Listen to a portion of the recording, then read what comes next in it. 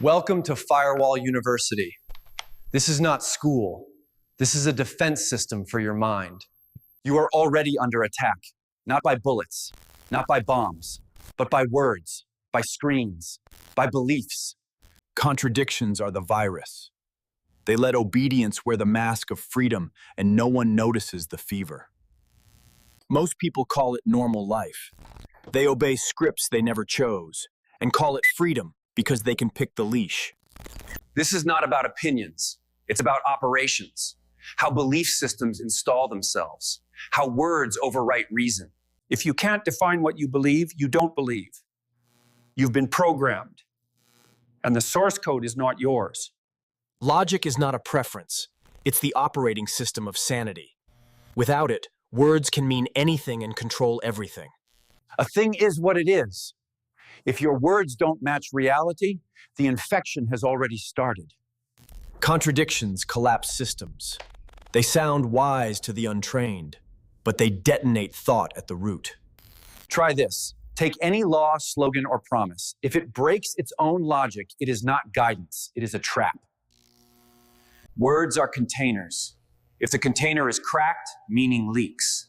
If it's relabeled, it becomes a weapon. They don't need to censor your thoughts if they can confuse your terms.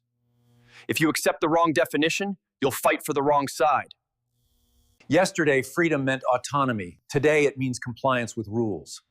That shift didn't come with a vote, Min. It came with a slogan. Safe, fair, sustainable. These words sound good because they're undefined. Vagueness is not clarity, it's camouflage. Define before you decide. If you don't know what a word means, stop. Don't run code you haven't read. A belief system is not a thought. It's an operating system. It shapes what you see, what you ignore, and what you never question. They don't need to persuade you. Just repeat the story until you live inside it. That's not debate, that's programming. If you can't name the script, you're still in it. That's how belief systems work. The most effective ones never announce themselves. Default settings feel like truth, but they're just the path of least resistance tome, pre-approved by someone else's agenda. Ask, who benefits if I believe this? Who loses if I don't? If that question breaks the spell, it wasn't your belief to begin with. Sovereignty doesn't mean isolation. It means you choose your ends. You choose your means. You run your own code, not theirs. You lose sovereignty one compromise at a time. One just this once. One everyone else is doing it. One I didn't have a choice. Check your calendar. What owns your hours owns your mind. If you don't schedule your priorities, someone else will. If your money loses value, your time does too.